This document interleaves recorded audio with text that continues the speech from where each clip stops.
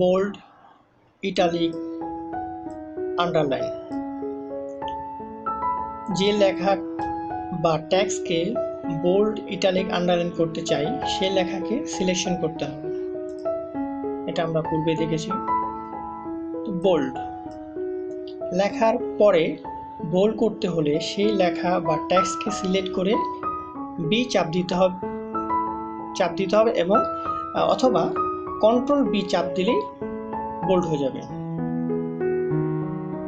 যেমন আমি এখানে একটি টেক্সট লিখছি,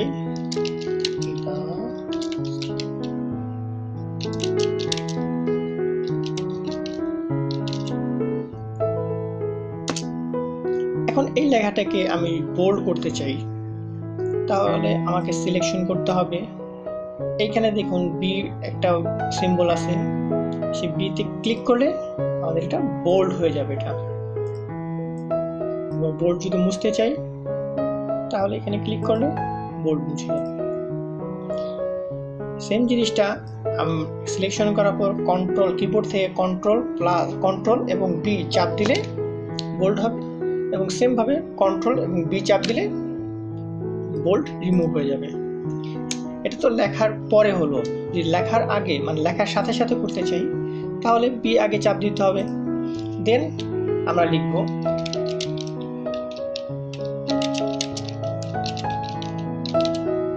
তাহলে লেখার সাথে সাথে বোল্ড হবে। সেম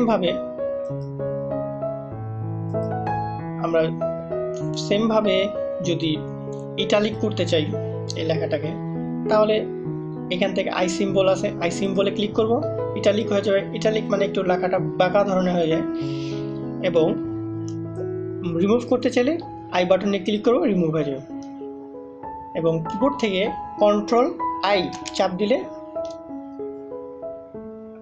ইটালিক হবে, এবং কন্ট্রোল আই চাপ দিলে ইটালিক রিমুভ হবে। ঠিক একই প্রসেসিংয়ে সিলেকশন করার পরে আমরা যদি এই ইউ বাটনে ক্লিক করি তাহলে আমাদের আন্ডারলাইন আসবে, এবং সেম প্রসেসিংয়ে ইউতে ক্লিক করলে আন্ডারলাইন মুছে যাবে।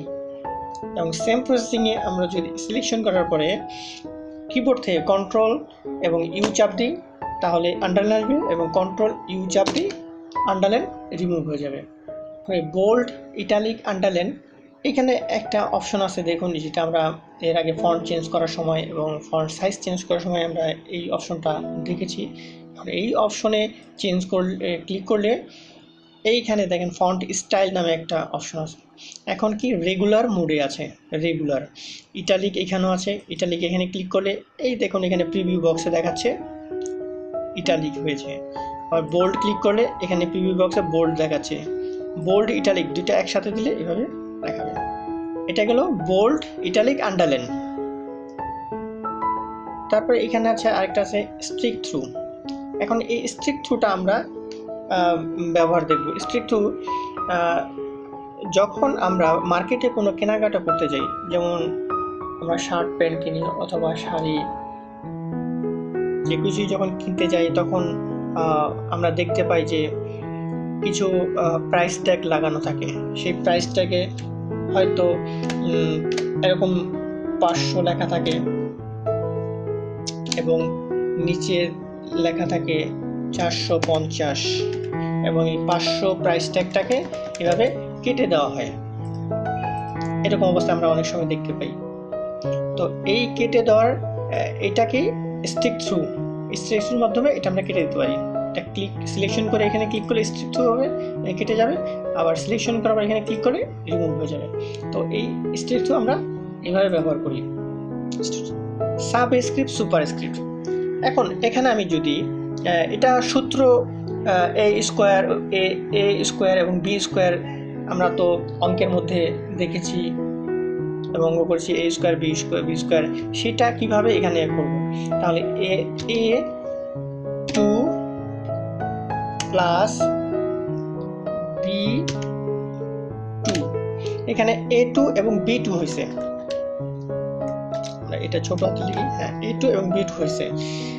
এখন এটাকে পাওয়ার দিতে হলে এই দেখুন এখানে লেখা আছে সুপারস্ক্রিপ্ট। সুপারস্ক্রিপ্টে ক্লিক করি তাহলে আমাদের এই টুটা এর উপরে চলে যাবে। সেমভাবে এখানেও সুপারস্ক্রিপ্ট ক্লিক করলে এটার উপরে চলে যাবে।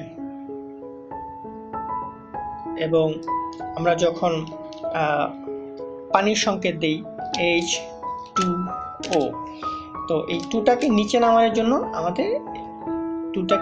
জন্য এই সাবস্ক্রিপ্ট ব্যবহার করতে হয়।